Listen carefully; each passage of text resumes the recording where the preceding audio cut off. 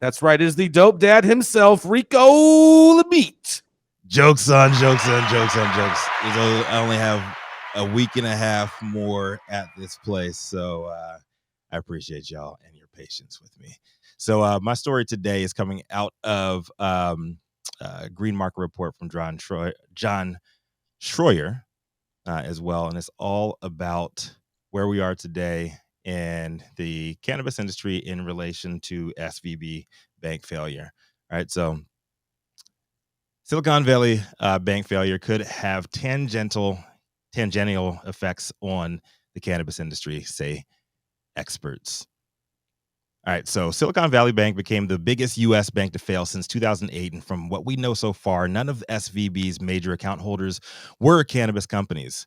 But finance experts are warning of almost certain ripple effects coming, even if it's indirectly. Poseidon Investments principal Morgan Paxia told Green Market Report John Schroyer yesterday, SVB's failure is just the tip of the financial iceberg, and we've been dealing with the 2-year bear market, recessionary kind of situation in our industry, but it feels like the rest of the world is starting to wake up. Think about what's happened over the last few weeks. Personal credit card balances hit new all-time highs, auto loan defaults picking up, and commercial loans are defaulting. You're starting to see the weakness in the system. He then highlighted Friday's Signature Bank failure after SVB's. It was the third biggest bank failure in U.S. history. Signature board member and former U.S. Representative Barney Frank took his grievances to CNBC and blamed $10 billion in unexpected late Friday afternoon withdrawals on bank customers scared after hearing about SVB's collapse. You think? Yesterday's news broke California-based First Republic might be next. What we're witnessing in real time is a long overdue crisis in confidence in the U.S. banking system. Sure, they tell us failures are expected if you dabble in crypto. That's just gambling. Old heads hate change and will always bet against it. And sure, nothing is FDIC insured in crypto. Sure, the entire asset class is built off hype and speculation. But guess what? So is everything else in America. None of this shit is real. Monetary value in the stock market, whether it's traditional investments or not, is all built off rumors and speculation. Surprise. The 2008 crash. But the most hated man in the room, who just happened to be black, saved their old white asses, and it was back to business as usual. 13 years later, the hype-fueled 2021 Wall Street bets, pump and dumps were a sign of things to come. The players are not the problem. It's the game. Too many things in the American economy are interconnected, and it takes one major domino to fall. That's all it takes for the rest of us to follow suit.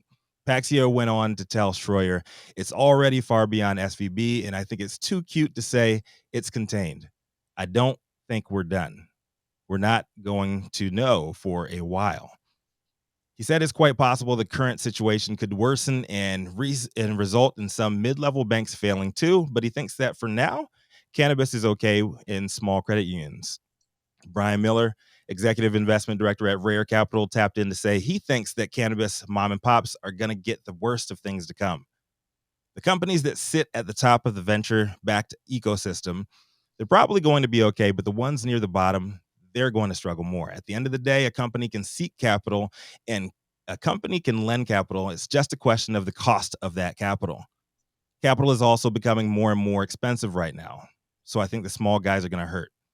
Both men agreed that the real question is whether there's more pain on the way for the U.S. financial system or if the problem can be controlled, before calling on fellow industry executives to keep a close eye on the big picture and adapt accordingly. The capital markets industry just got bruised, Miller said. Does this turn into a bigger animal? I don't know. I wish I had a crystal ball. Well, you don't need a crystal ball in this situation. It's going to fail. This shit will happen again and again, even with safe banking. Unless we decentralize the risk, we're just an old white man's bad bet away from all going under. And if there's any time to listen to the Brads and Chads in this industry, it's now. This is their bread and butter. And for once in the last few years, at least for now, the ones without broad access to traditional banking are safer than the ones who do. I'm Rico Lamitte, dopest dad on the street for High 9 News. What you got to say about this one, Jason?